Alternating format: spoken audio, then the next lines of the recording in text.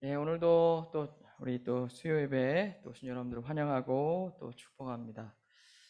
예, 아이고 이제 뭐 방학이 조금씩 시작되는 것 같습니다. 이제 그래서 다들 이제 마음들이 또 3년 만에 또 한국으로 향하시는 분들도 계시고요. 그래서 이제 아마 다음 주, 그 다음 주 되면은 그 많은 분들이 이제 수요 예배에 또 몇 분들이 또 못 나오시고 그런 상황도 있는 것 같습니다. 그래서 교회에서는 이번 주 주일에 방학 기간 동안 예배가 어떻게 될지를 좀 정해서 또 우리 집사님들께 알려드리도록 하겠습니다.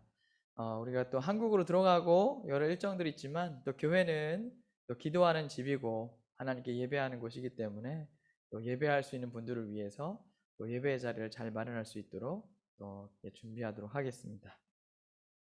우리 옆에 있는 분들과 한번 인사하실 때 건강히 지내세요. 한번 인사합시다. 시작. 건강히 지내십시오. 건강히 지내십시오. 예, 감사합니다.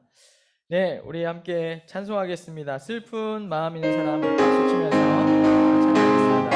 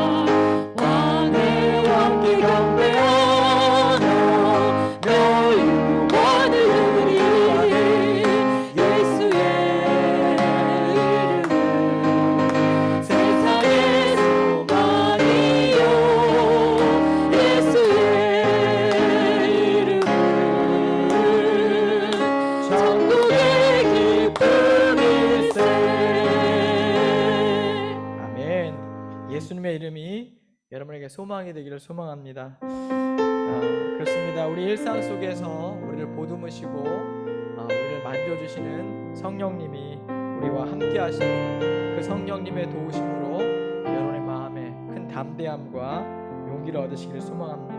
우리 함께 믿음으로 찬송하겠습니다.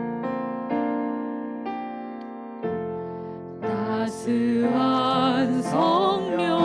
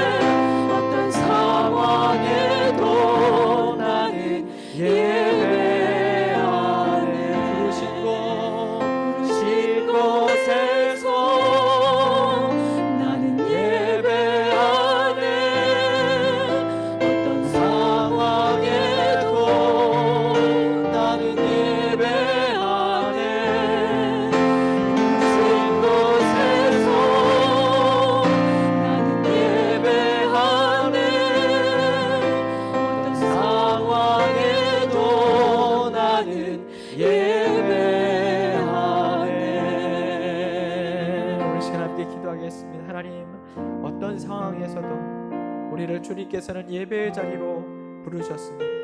때로는 넘어지고 때로는 지치며 낙담되는 상황이 있다 할지라도, 때로 우리가 공궁에 빠지며 어떤 관계 속에서 힘들어한다 할지라도, 때로는 상황과 여건 속에서 그 불확실한 현실 속에 두려움과 절망 가운데 있다 할지라도 하나님 우리를 부르십니다. 예배의 자리로 부르십니다. 하나님을 예배하고 경배하는 자리로 부르십니다.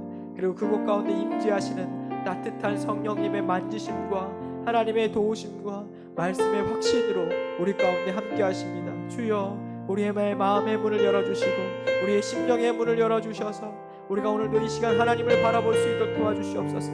어떤 상황 속에서도 하나님을 바라볼 수 있는 믿음과 어떤 상황 속에서도 예배하는 자로 나아갈 수 있도록 나를 붙들어 주시옵소서. 이 예배를 붙들어 주시고 나의 심령과 삶을 붙들어 주시옵소서. 우리 다 함께 기도하여 원합니다. 함께 기도하겠습니다. 하나님 아버지, 어떤 상황 속에서도, 어떤 환경 속에서도, 어떤 관계 속에서도, 어떤 일들 속에서도 우리가 하나님을 예배하며 하나님을 경배하기를 끊이지 않기를 원합니다. 내가 하나님을 예배하는 것을 포기하지 않기 원합니다.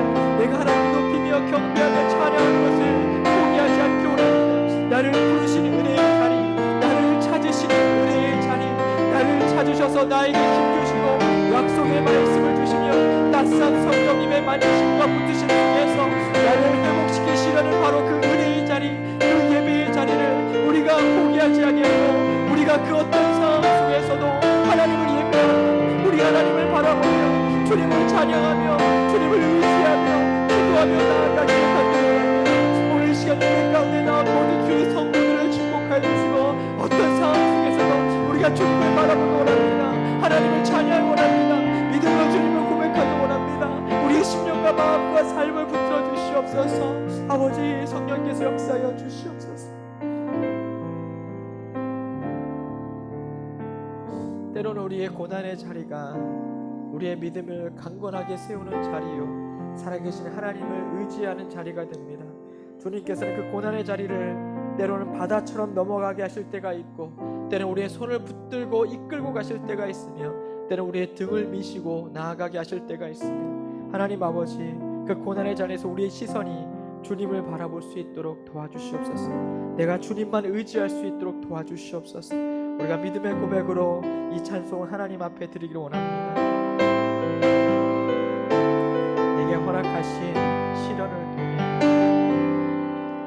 내게 허락하신 시련을 통해 나의 믿음 더욱 강하게 자라나고 험한 산과 골짜기 지나는 동안 주께 더 가까이 나를 이끄시네. 누가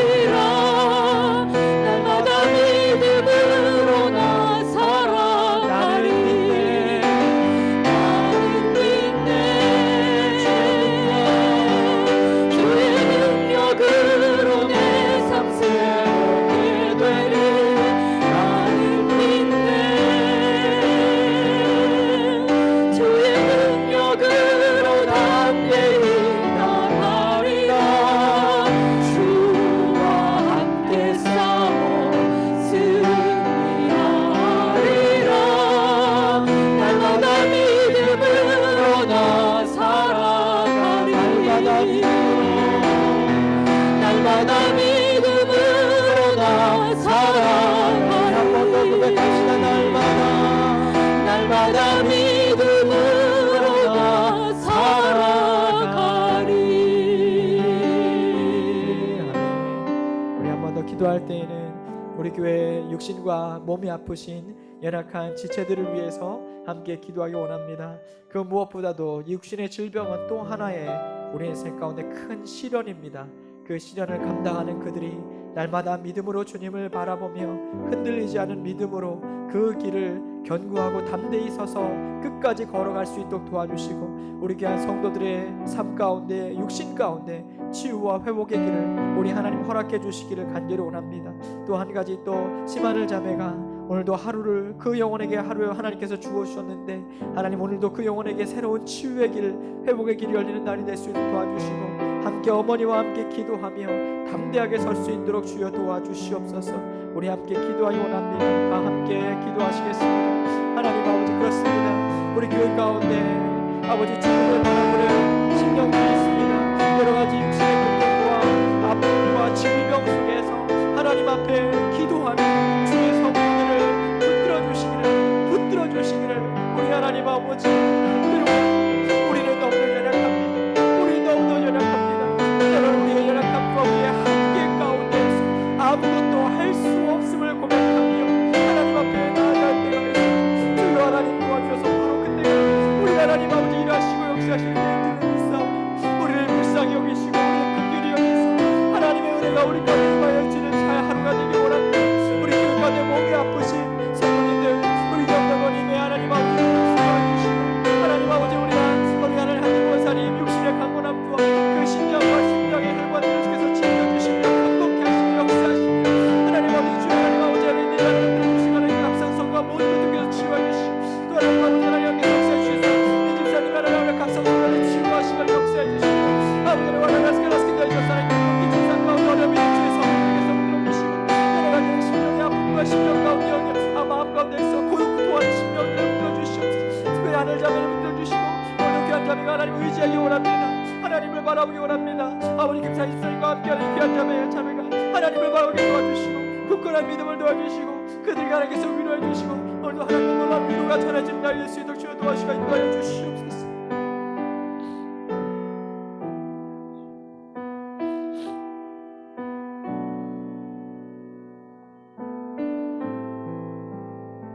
살아계신 하나님 아버지 감사합니다. 오늘도 우리의 기도를 하나님 귀 기울여 들으시고 하나님이 예비하신 선하신 뜻을 우리 가운데 이루실 줄로 믿습니다. 주님 도와주셔서 우리의 믿음 없음을 불쌍히 여겨주시고, 우리가 간구할 때 우리 하나님은 신실하셔서 나와 같이 변동이 많고 나와 같이 약속을 지키지 못하고 나와 같이 연약하신 분이 아니라 우리 하나님 너무도 신실하시고 미쁘셔서 우리 성도들을 향한 하나님의 계획을 이루시고 하나님의 선하신 뜻을 이루시는 우리 하나님이심을 이 시간 믿습니다. 그 하나님을 믿기 때문에 우리가 더욱더 주 앞에 간구하며 우리 인생의 시련 가운데 하나님 앞에 나아갈 수 있도록 저희들을 붙들어 주시옵소서. 우리의 예배를 통해서도 역사해 주시고 오늘도 우리에게 주실 말씀을 통하여 인생에 나아갈 길을 찾는 귀한 시간 될 수 있도록 함께하여 주시옵소서. 감사드리며 예수님 이름으로 기도합니다. 아멘. 예, 우리 하나님, 우리의 찬양과 우리의 영광을, 우리 찬양을 받으시는 줄로 믿습니다. 우리 오늘 하나님 말씀 같이 함께 묵상하겠습니다. 오늘 말씀은 우리 마가복음 우리 18장 21절부터 28절까지 말씀, 그리고 34절, 35절 말씀입니다. 예, 18장 21절부터 28절까지 제가 한 절, 여러분이 한 절씩 교독하겠습니다. 그때 베드로가 나와 이르되 주여, 형제가 내게 죄를 범하면 몇 번이나 용서하여 주리이까? 7번까지 하오리이까? 22절. 자막이 22절 읽어보시죠. 시작.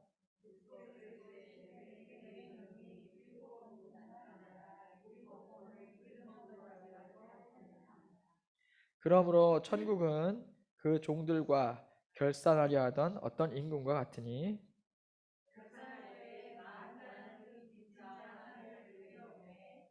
갚을 것이 없는지라. 주인이 명하여 그 몸과 아내와 자식들과 모든 소유를 다 팔아 갚게 하라 하니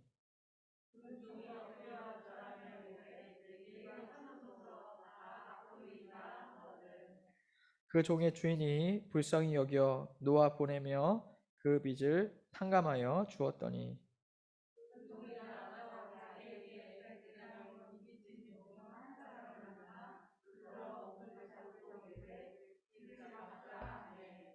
네, 우리 34절, 35절 다 같이 시작. 주인이 노하여 그 빚을 다 갚도록 그를 옥졸들에게 넘기니라. 너희가 각각 마음으로부터 형제를 용서하지 아니하면 나의 하늘 아버지께서도 너희에게 이와 같이 하시리라. 아멘. 예. 오늘 예수님의 천국 비유 그리고 천국의 그리스도인들이 어떻게 살아갈 것인가에 대한 비유를 묵상하고 있는데 오늘 8번째 시간으로 당신은 용서의 사람입니다 라는 제목으로 하나님 말씀을 묵상하겠습니다.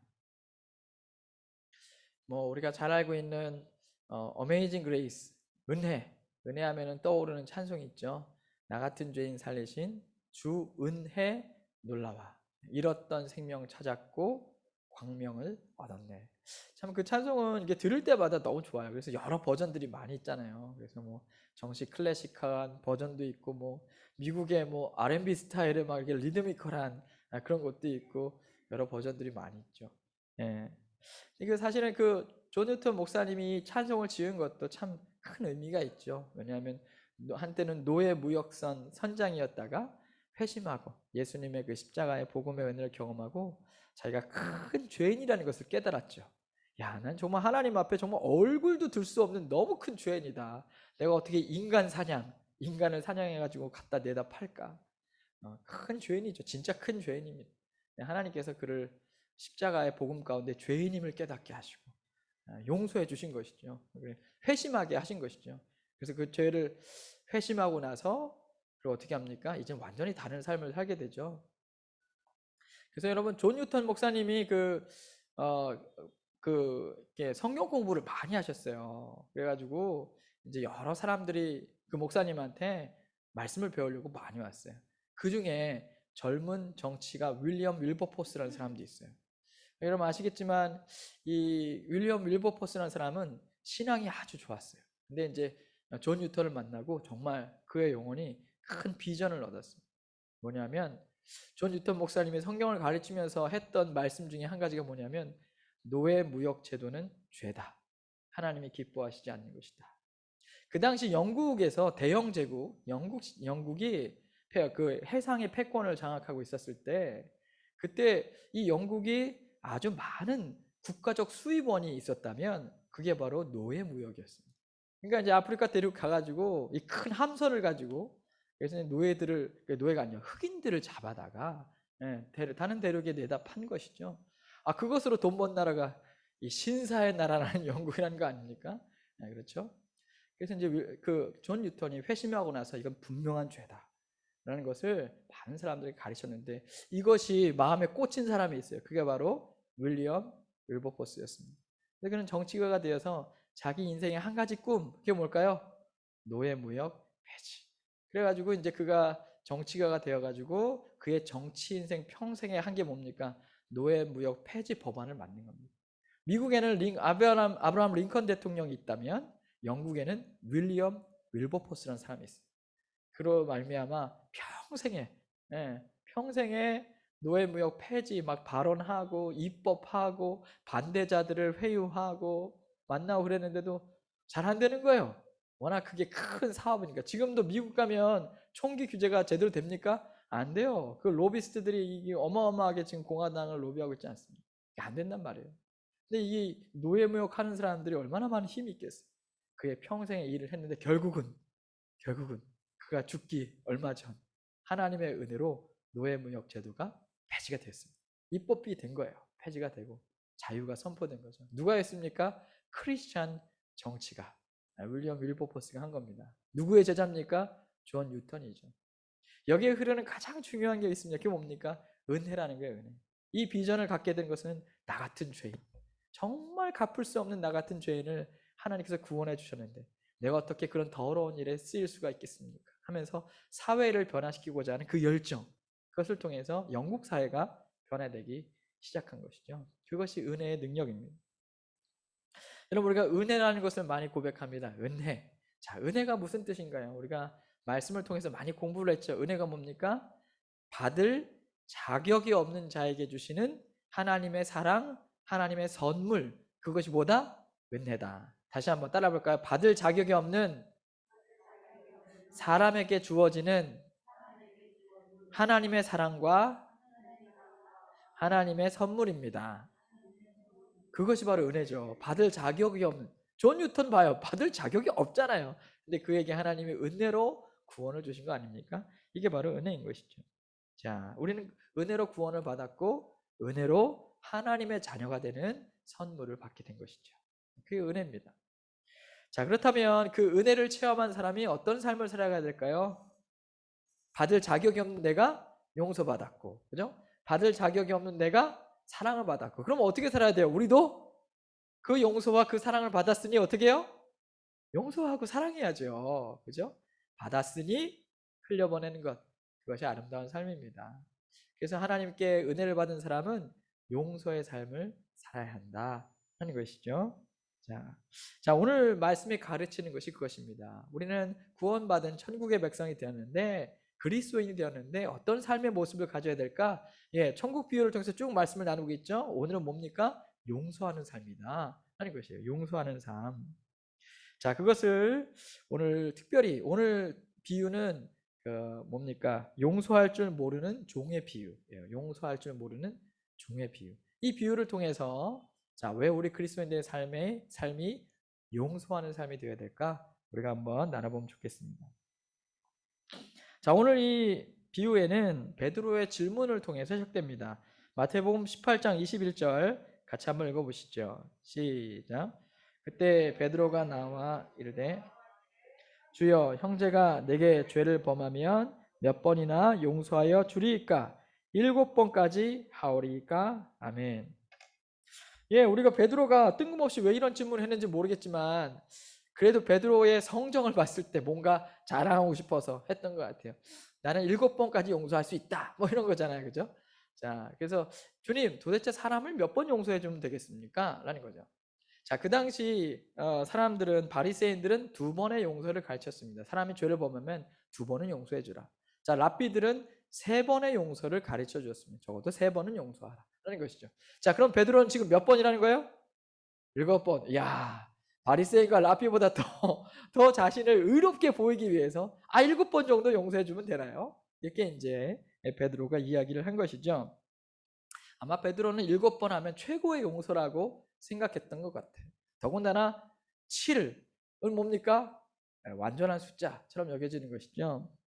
그래서 이렇게 이제 베드로가 말했는데 예수님은 뜻밖의 말씀을 하십니다. 자, 18장 22절 같이 읽어봅시다. 시작. 예수께서 이르시되 네게 이르노니 7번뿐 아니라 7번을 70번까지 할지니라. 아멘. 자, 7번이 아니라 7번을 몇 번에 걸쳐서? 70번. 그게 몇 번이에요? 490번. 그죠? 그 어떤 하나의 죄에 대해서 몇 번까지? 490번까지 얘기해라. 이거는 뭐 우리가 일일이 1, 2, 3, 4, 5, 6, 7, 8, 490까지 용서해 주라는 게 아니라 그냥 완전히 다 용서하라는 그런 의미지요. 그죠? 그냥 용서하라. 용서하라. 이게 무슨 말씀인가 하면 그리스도인들에게 있어서, 하나님의 자녀에게 있어서 용서라는 것은 곧 삶이 되어야 된다. 어떤 죄인에 대해서 용서를 베푸는 것은 지극히 당연한 것이고 용서를 베푸는 것이 자연스러워야 된다. 예수님이 말씀하시는 거예요. 몇 번 숫자를 세가지고 요거까지만 용서하는 것이 아니라 넓은 마음으로 용서의 삶을 우리가 실천해야 한다라는 것이죠. 그것을 예수님이 말씀하시는 거예요. 여러분 주위에 있는 사람들, 나의 이웃들과 나의 가족들과 나의 교우들을 잘 용서하고 있습니까? 예수님은 490번 우리의 삶이 용서의 삶이 되라고 말씀하고 있어요. 여러분 정말 잘 용서하고 있습니까? 아니면 그것을 마음에 딱 간직하고 언젠가 복수하리라 이런 마음으로 혹시 그것을 가지고 있지는 않습니까? 주님 우리에게 말씀하십니다. 용서의 사람이 되어야 한다라는 것이죠. 그래서 오늘 말씀에 보면 이 용서할 줄 모르는 종의 비유를 통해서 두 가지 유형의 사람을 말씀하십니다. 첫째는 뭐냐면 정죄의 영에 붙들린 사람, 정죄의 영에 사로잡힌 사람. 어떤 사람일까요? 오늘 말씀해 보면 23절에 그러므로 천국은 그 종들과 결산하려 하던 어떤 임금과 같으니, 예수님이 비유를 시작하십니다. 베드로한테 가르쳐 주시기 위해서 재미있는 비유를 하시는 거예요. 그래서 이제 임금이 있고 그 종들과 결산을 하고 있는데 24절에 결산할 때에 10,000달란트 빚진 자 하나를 데려오매. 10,000달란트 빚진 자 하나를 데려옵니다.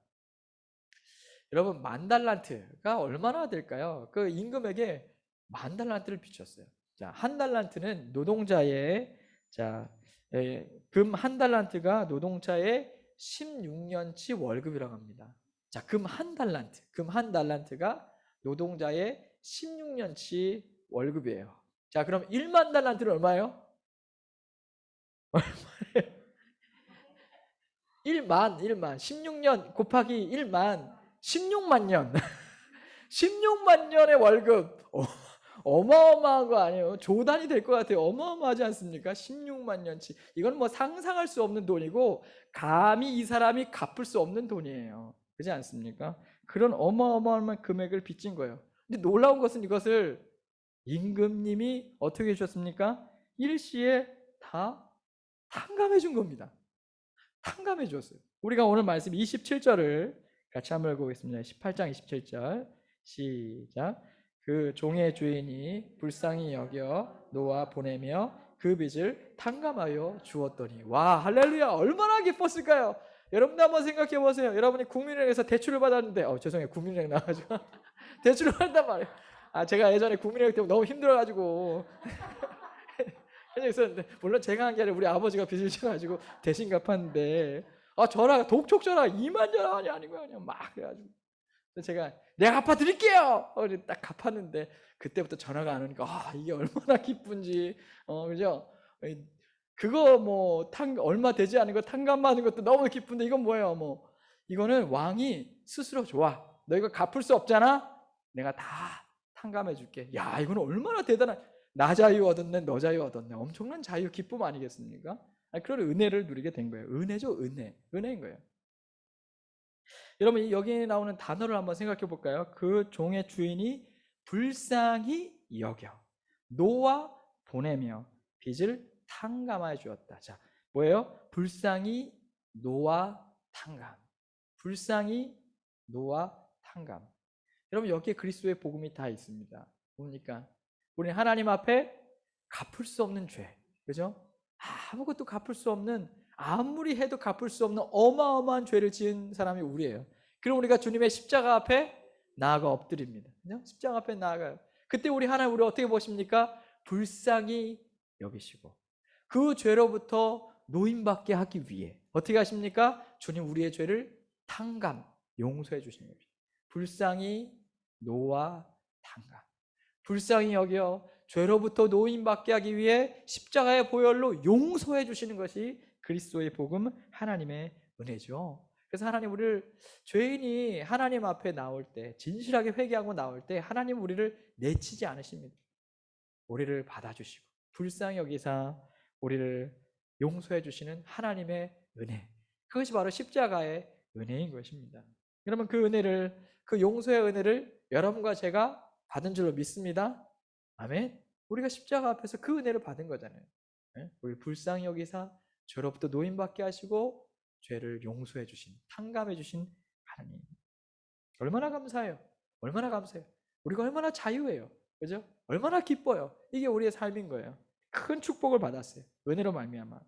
그런데 이 비유에 나오는 종은 이 엄청난 탕감을 받고 이 은혜를 받고 그 다음 행동이 어떤 것입니까? 자, 28절 말씀을 한번 읽어보겠습니다. 28절 시작.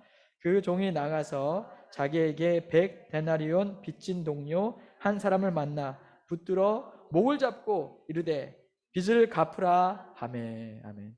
여러분, 어떤 일이 벌어져요? 탕감 받았다 하고 막 너무 기뻐가지고 이제 나오는 거예요. 그의 마음에 은혜가 철철 넘쳐요. 너무 기뻐가지고. 근데 어때요? 내 눈앞에 누가 갑니까? 100데나리온. 나에게 100데나리온 빚진 자가 가는 거예요. 저 녀석 나한테 돈 꿨는데 가지고 가자마자 어떻게 합니까? 목을 비틀며 돈 내놓으라고 지금 하고 있는 거예요. 여러분, 이 데나리온은 일꾼 한 사람의 하루 임금이었다고 합니다. 하루 임금. 자, 1달란트는 금 1달란트는 16년치 월급이었다면 이 데나리온 하나는 하루 1급이었어요. 월급 하루 금액이었어요. 하루 임금. 그런데 자, 100데나리온이라고 한다면 100일이죠. 한 3개월 정도 되는 거잖아요. 자, 3개월치 월급인 거예요. 자, 이거를 꼬간 거예요. 자, 자기는 얼마치? 16만 년치. 자, 그 사람은 얼마치? 3개월치. 여러분, 비교가 됩니까? 비교가 안 되죠. 근데 이 사람은 어떻게 합니까? 나에게 빚을 졌다고 그 이웃의 목을 잡고 비틀며 당장 내놔. 내가 너를 내 집에 감옥에 가두어 버리겠다 하면서 끌고 가잖아요. 이게 엄청난 이 어떤 상황입니까? 그죠? 이 임금의 종들이 보기에 너무나 민망한 상황이 벌어진 거예요. 그는 어마어마한 탕감을 받았는데 고작 3개월치 빚진 자에게 목을 비틀고 빚독촉을 하고 있는 이 사람의 모습을 봅니다. 이것이 바로 정죄의 영에 빠진 사로잡힌 사람들의 모습이다. 예수님 말씀하신 거예요. 자신은 용서받았음에도 불구하고 어떻습니까? 그것은 싹 잊어버리고, 그죠? 다른 사람의 부족함, 그것을 보면서 그것을 정죄하는 이 정죄의 영에 빠진 사람. 자신은 주님에게 엄청난 용서를 받고도 이웃의 작은 허물을 간구하고 용서하지 못하는 사람들, 이런 사람들이 바로 정죄에 빠진 사람들이다. 예수님 말씀하시고 있는 것이죠. 예수님의 비유 떠오르지 않습니까? 너는 너의 눈에는 큰 들보가 있음에도 불구하고 저기 형제에 있는 작은 티를 보며 정죄하고 판단하는 사람들. 또 우리 예수님께서는 우리 들보를 은혜로 떼어주셨잖아요. 빼어주셨잖아요. 그럼에도 불구하고 형제의 눈에 있는 작은 작은 티, 작은 결절을 보면서 정죄하고 판단하고 공격하고 고발하는 사람들, 이런 사람들이 바로 여기 나와 있는 이 종과 같은 사람이다 라고 예수님이 말씀하고 있는 것입니다. 이 정죄에 사로잡힌 사람들에 대해서 예수님 뭐라고 말씀하십니까? 32절과 33절 말씀해 보면 이렇게 나와 있습니다. 32절에 이에 주인이 그를 불러다가 말하되 악한 종아, 내가 빌기에 내가 네 빚을 전부 탕감하여 주었거늘 내가 너를 불쌍히 여긴 것 같이 너도 내 동료를 불쌍히 여김이 마땅하지 아니하냐. 이렇게 말씀하십니다. 그러니까 예수님이 그 주인이 이 종에게 한 한마디는, 명확한 한마디는 뭡니까? 악한 종아라는 거예요. 넌 참으로 악하구나. 참으로 악하구나. 내가 너를 불쌍히 여긴 것 같이 너도 네 동료를 불쌍히 여기는 것이 합당하지 아니하냐? 용서를 실천하는 것이 합당하지 아니하냐? 이것이 바로 은혜 받은 자의 삶이 맞지 않느냐만 말씀하시는 것이죠. 이것을 실천하지 못한 자를 향해서 악한 자다라고 말씀하고 있는 것입니다. 이 악한 자는 곧 그가 행한 일이 뭡니까? 악한 일이죠. 악한 일을 행했다 하는 것이고요. 그 악한 일의 배후에는 뭐가 있습니까? 악한 영이 있습니다. 여러분, 그걸 아셔야 돼요. 우리를 끝까지 용서하지 못하게 하는 배후 세력이 있습니다. 이게 뭡니까? 악한 영입니다. 여러분, 우리가 용서하지 못하거나 다른 사람의 흠결을 자꾸 보려고 할 때에 혹시 내 마음은 악한 영에 지배되지 않은가를 잘 확인하셔야 돼요. 여러분, 성경에서 악마를 디아볼로스라고 합니다. 디아볼로스의 뜻이 뭐예요? 참소자, 고발자라는 뜻이에요. 그러니까 하나님 앞에서 얘 죄는 요거예요. 죄는 요거예요. 얘는 요걸 잘못했어요. 라고 하면서 그 죄를 들추어내고 하나님께서 심판하시도록 말하는 자, 고발자, 그가 바로 악마예요. 그죠? 악마가 잘하는 게 그거예요. 흠과 티를 보면서 들추어내는 거예요. 우리의 마음이 상대방을 용서하지 못하고 자꾸 흠결을 보게 될 때 생각해 보세요. 혹시 내 마음은 성령에 사로잡힌 자가 아니라 악한 영에 사로잡힌 자가 아닌가? 우리가 생각해 보아야 한다는 것입니다. 여러분, 이 사람은 이렇게 생각할지도 몰라요. 그 탕감받은 종은 아니 그래도 이 사람은 나에게 당연히 갚아야 될 빚을 갚아야 되지 않겠습니까? 내가 한 이게 뭐가 잘못된 것입니까? 라고 이제 항변할지 모릅니다. 그러나 항변을 할 수 있어도 제일 먼저 뭐부터 시작해야 돼요? 자기 반성부터 시작해야죠. 나는 어땠는데 라는 거예요. 그죠? 항상 우리가 누군가의 죄를 들춰낼 때에는 자기 자신을 먼저 보진 않아요. 상대방의 잘못과 상대방의 흠결을 더 크게 봅니다. 여러분, 흠결의 무게로 따지면 누가 더 많아요? 16만 년치 빚진 자가 훨씬 더 많아요. 3개월치 빚진 자보다. 근데 지금 이 사람은 어떤 태도를 보이고 있어요? 3개월치 빚진 자가 마치 16만 년치 빚진 자처럼 그렇게 대하고 있는 거예요. 자기 반성은 없이 남의 것을 크게 보고 고발하고, 그리고 공격하고 비판하는 그런 모습을 볼 수가 있습니다.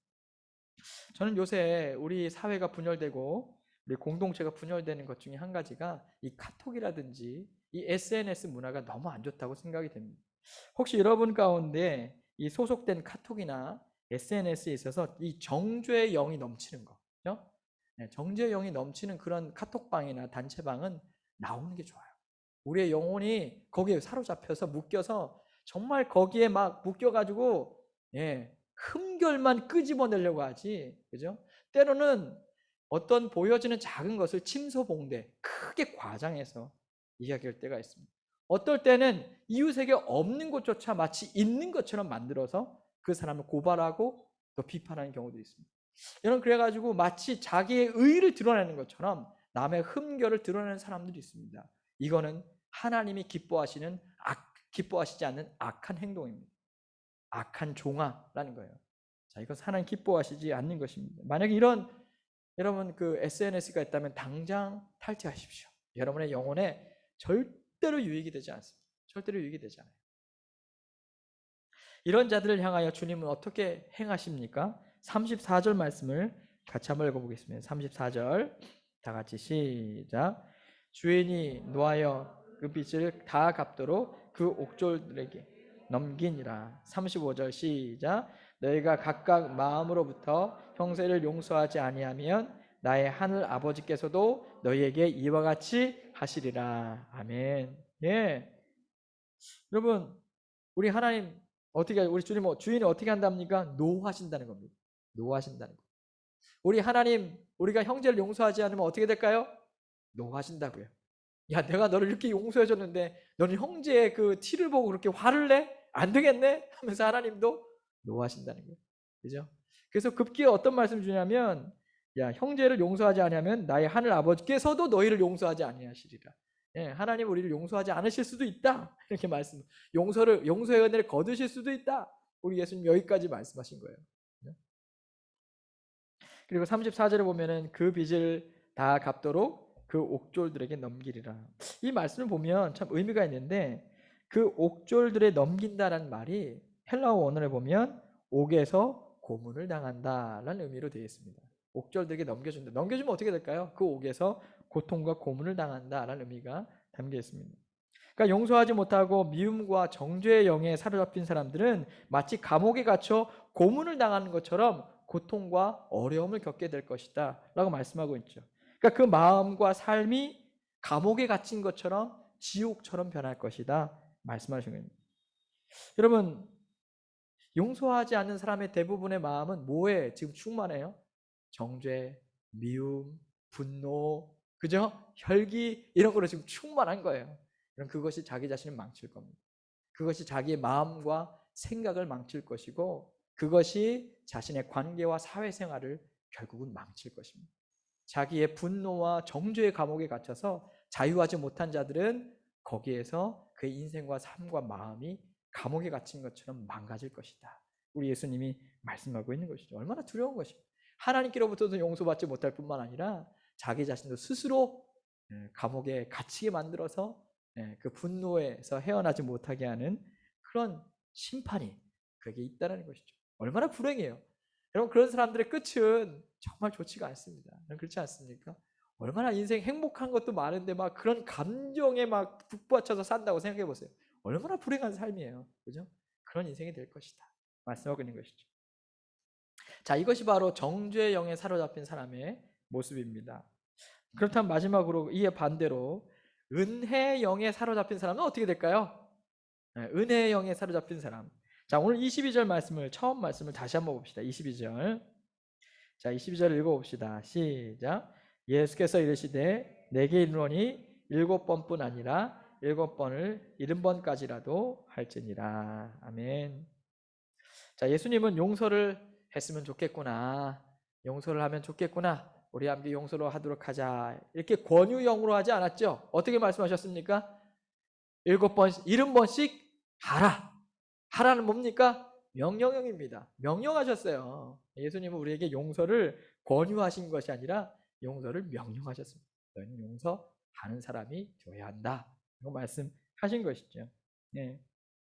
물론 우리에게 나에게 상처 준 사람을 용서하기란 쉽지가 않습니다. 비록 하나님이 명령하셨지만 예수님 명령하셨지만 이 말씀에 순종하기는 너무 힘들어요. 그죠?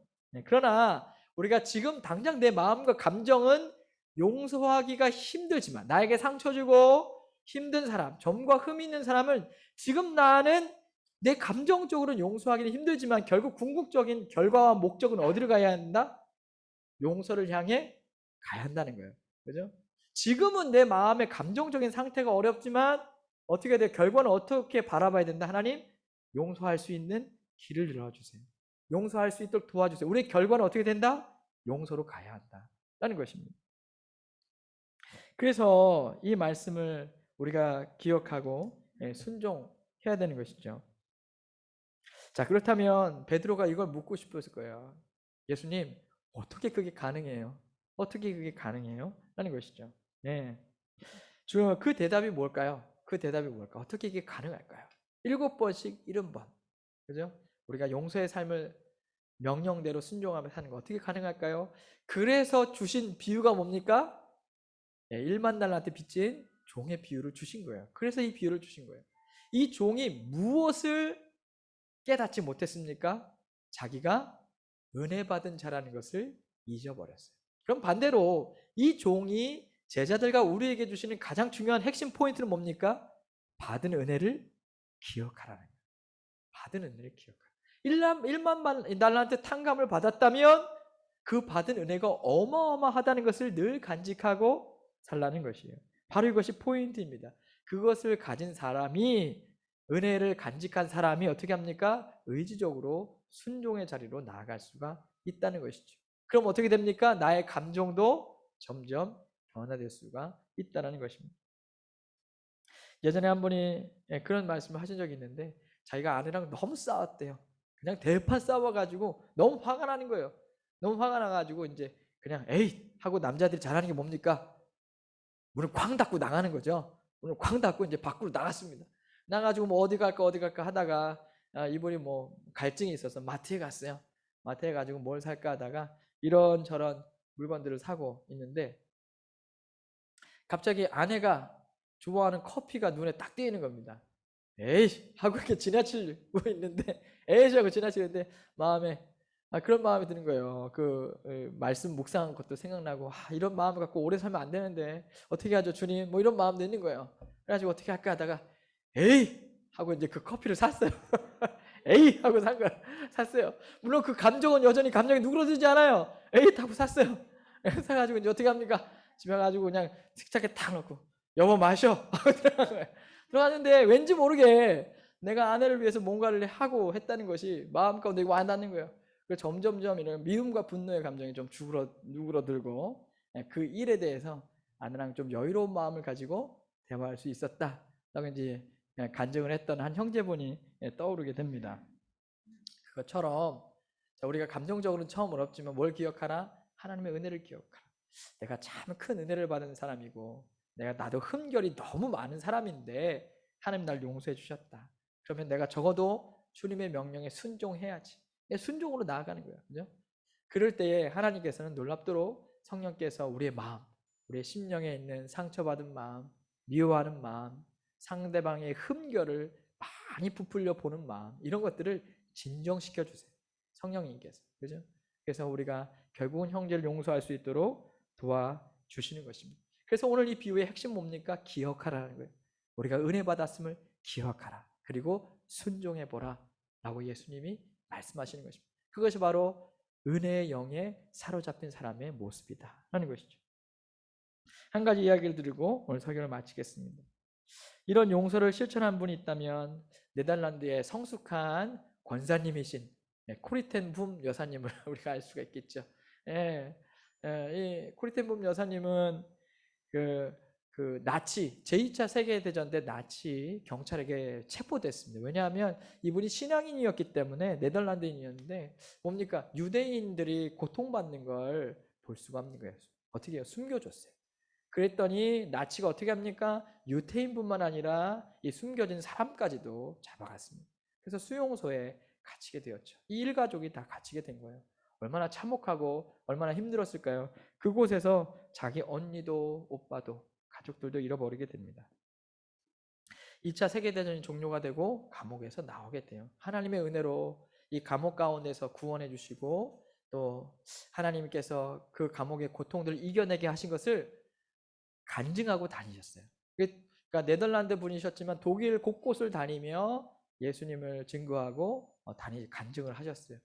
자, 지역이 어디라고요? 독일입니다. 자, 나치는 어디서부터? 독일로부터. 어느 한 미넨에 있는 교회에 갔는데 그 교회에 한 사람이 눈에 띄어요. 자기 자신을 뚫어지게 보고 있는 거예요. 간증을 끝나고 만났어요. 가까이서 얼굴을 보자마자 깜짝 놀랐어요. 누굽니까? 자기 언니를 죽게 만들었던 간수, 나치 경찰이었던 거예요. 순간 얼어붙었죠. 그가 소문을 내밉니다. 오늘 말씀에 은혜 받았습니다. 라고 하는데 어떻게 해야 돼요? 이 코리테붐 여사가 너무 얼어붙어가지고 그때 이 여사는 그 상황을 이렇게 고백하며 기도했다고 합니다. 난 그동안 용서를 역설했지만 그가 내 앞에 선 순간 나는 그의 손을 잡을 수가 없었다. 웃을 수도 없었다. 내 안에서 복수심과 분노가 들끓었다. 그러나 이내 이것은 죄라는 것을 상기했다. 예수님께서 나와 이 사람을 위해 죽으셨다면 용서는 나의 의무였다. 난 기도했다. 주 예수님, 저를 용서해 주시고 이 사람을 용서할 수 있게 해주세요. 다음 순간 기적이 일어났다. 그를 용서하는 마음이, 사랑하는 마음이 솟구치고 있었다. 라고 그가 고백하고 있습니다. 그 시작은 무엇이었을까요? 주님의 십자가를 기억하는 것입니다. 나같이 흠결이 많은 사람을 예수님도 목숨 다해 사랑해 주셨는데 저 사람의 작은 티는 내가 그 은혜를 기억하면 덮어줄 수 있지 않을까. 그 은혜를 기억하며 믿음으로 순종을 결단했습니다. 용서를 결단했어요. 놀랍게도 그 순종이 진심 어린 용서의 감정까지 불러일으키게 된 것이죠. 여러분, 이런 은혜가 어디에만 있나요? 이 여사에게만 있지 말고 우리의 교회에도 우리의 가정에도 이와 같은 용서의 은혜가 넘치기를 간절히 축원합니다. 이 세상에서 그 누구보다 용서를 잘 실천하는 사람 누구일까요? 바로 하나님의 백성 그리스도인들 우리라는 사실을 기억하시기를 간절히 축원드립니다. 기도하겠습니다. 오늘 주신 말씀을 가지고 함께 기도합시다. 나는 정죄의 영에 사로잡힌 사람입니까? 아니면 은혜의 영에 사로잡힌 사람입니까? 하나님, 오늘 말씀을 통해 나 자신을 보게 하여 주시옵소서. 1만 달란트를 탕감받은 사람은 첫째는 주인의 은혜를 잊어버렸고 둘째는 자기 자신의 모습을 성찰하지 못했습니다. 자신을 보지 못했어요. 그래서 자기 주위의 이웃의 흠결이 있는 사람들을 용서하지 못하고 도리어 정죄하고 그를 판단했던 모습을 봅니다. 혹시 우리는 어떤 모습을 갖고 살고 있습니까? 하나님, 나는 여전히 정죄의 영에 빠져서 고발하고 비판하고 비난하며 판단하고 어렵게 하는 그런 모습을 갖고 있지 않습니까? 아니면 하나님의 은혜를 기억하며 그를 용서하고 품어주고 기도하며 사랑하는 모습을 갖고 있습니다. 주님, 내가 미워하면 미워할수록 내 마음은 지옥이 됩니다. 내가 분노하면 분노할수록 내 마음은 하나님 분노의 감옥이 되고 지옥이 됩니다. 거기서는 온전한 행복을 찾을 수가 없습니다. 주님은 은혜의 영에 사로잡혀 우리가 품고 사랑하는 주의 사람이 되라고 말씀하십니다. 주님, 날 도와주시옵소서. 주님, 날 도와주시옵소서. 하나님, 용서의 은혜에 사로잡힌 사람이 될 수 있도록 도와주시옵소서. 우리 함께 기도하기 원합니다. 기도하겠습니다. 하나님 아버지, 이 시간도 주님 앞에 나아갑니다. 저는 너무도 많이 하나님으로부터 은혜를 받았고 충만하신 사랑을 받았고 많은 은혜를 받았음에도 불구하고 여전히 내 눈은 사람들의 흠결과 부족한 것들과 나에게 서운하게 한 것들과 하나님 내 마음 가운데 아버지 하나님 아버지 미움을 갖게 하는 것들과 이런 것들만 바라보면서 선을 긋고 미워하며 내치며 고발하고 하나님 비난하며 그를 비판하고 하나님 아버지 미워했던 증오했던 제 마음을 봅니다. 하나님 아버지, 그런 하나님 아버지 요한은 말씀하셨습니다. 네가 얼마나 많은 은혜를 받았는지, 얼마나 큰 빚을 탕감받았는지, 얼마나 하나님의 큰 사랑을 받았는지, 예수님을 통해 내가 해와 살아왔던 모든 흠결을 우리 예수님이 덮어주시고 풍성을 주셨는지 그 은혜를 기억하라고 말씀하셨습니다. 그리고 그 은혜를 기억하며 주님의 명령에 순종하라고 말씀하셨습니다. 하나님 아버지, 도리어 제가 순종하는 사람, 하나님 은혜의 영에 사로잡혀 용서의 명령에 순종하는 사람이 될 수 있도록 도와주시옵소서. 내 이웃을 향하여 아버지 하나님 아버지 함께하는 누구들 향하여 우리의 가족을 향하여 우리 하나님 아버지 용서를 실천하고 용서하는 마음으로 품고 용서하는 마음으로 기도하고 용서하는 마음으로 들어주고 용서하는 마음으로 하나님 나아갈 수 있는 우리가 될 수 있도록 주 하나님 아버지 인도하시고 하나님 붙들어 주시옵소서. 이 시간도 우리가 이 찬양을 통해 하나님 앞에 나아가기 원합니다. 주님, 내 마음을 붙들어 주시옵소서. 내 마음이 주님의 마음이 되게 도와주시옵소서. 성령님 내 안에 역사해 주시사 용서의 영을 내 안에 부어 주시옵소서. 주의 성령으로 우리가 은혜 받은 자인 우리가 은혜를 나타내는 자가 될 수 있도록 도와주시옵소서. 우리가 이 찬양으로 함께 나아가겠습니다. 보소서 주님.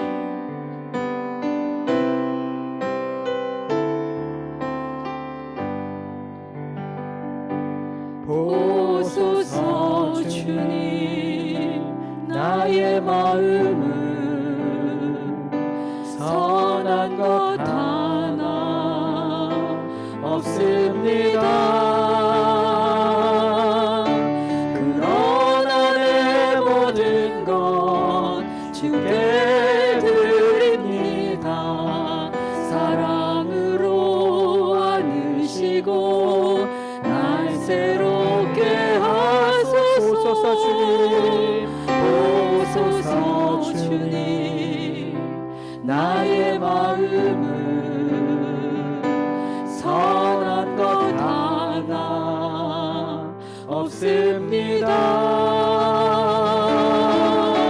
그러나 내 모든 것 주께 드립니다. 사랑으로 안으시고 날 새롭게 하소서. 주님 마음 내게 주소서. 내 아버지, 주님 마음 내게 주소서. 나를 향하신 주님의 뜻이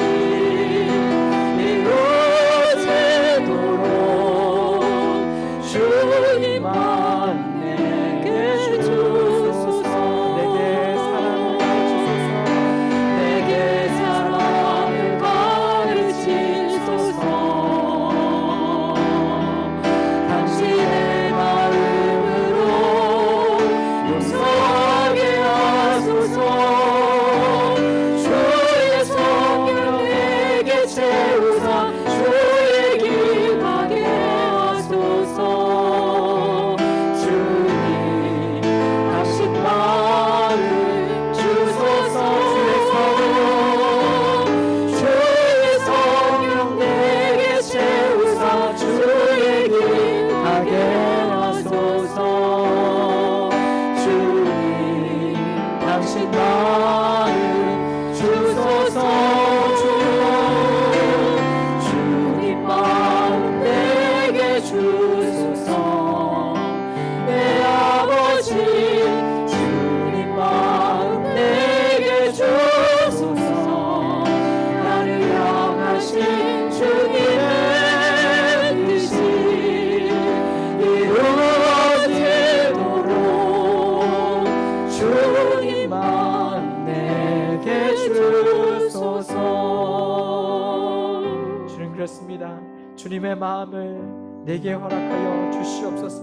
주님의 그 사랑을 허락하여 주시옵소서. 주님의 그 크신 은혜를 우리의 마음 가운데 품을 수 있도록 도와주시옵소서. 주님의 그 마음으로 용서할 수 있도록, 주님의 그 마음으로 품을 수 있도록, 주님의 그 마음으로 기도해 줄 수 있도록, 주님의 그 마음으로 그 영혼을 정죄하지 아니하고 판단하고 미워하지 아니하고 주님의 그 마음으로 용서해 줄 수 있도록 성령이여 우리의 마음을 붙드시고 인도하여 주시옵소서. 오늘도 그처럼 용서를 실천하고 용서를 나타내는 그리스도인들로 오늘 하루를 살아갈 수 있도록 우리를 축복하여 주시옵소서. 이제는 우리를 구원하신 우리 구주 예수 그리스도의 은혜와 그 아들을 우리를 위하여 온전히 되어주신 하나님 아버지의 무한하시고 크신 사랑하심과 지금도 역사해 주셔서 우리의 모든 죄의 짐을 탕감해 주시고 우리를 용서해 주신 그 은혜를 기억하고 바라보게 하시는 성령 하나님의 감화 감동 역사 내주 충만하심이 여기는 모든 주의 성도들 정죄의 영에 사로잡히는 것이 아니라 은혜의 영에 사로잡혀서 온전히 이웃들을 용서하고 사랑하기를 소망하는 주의 모든 성도들 위해 이제와 영원까지 함께 하시기를 간절히 축원하옵나이다. 아멘.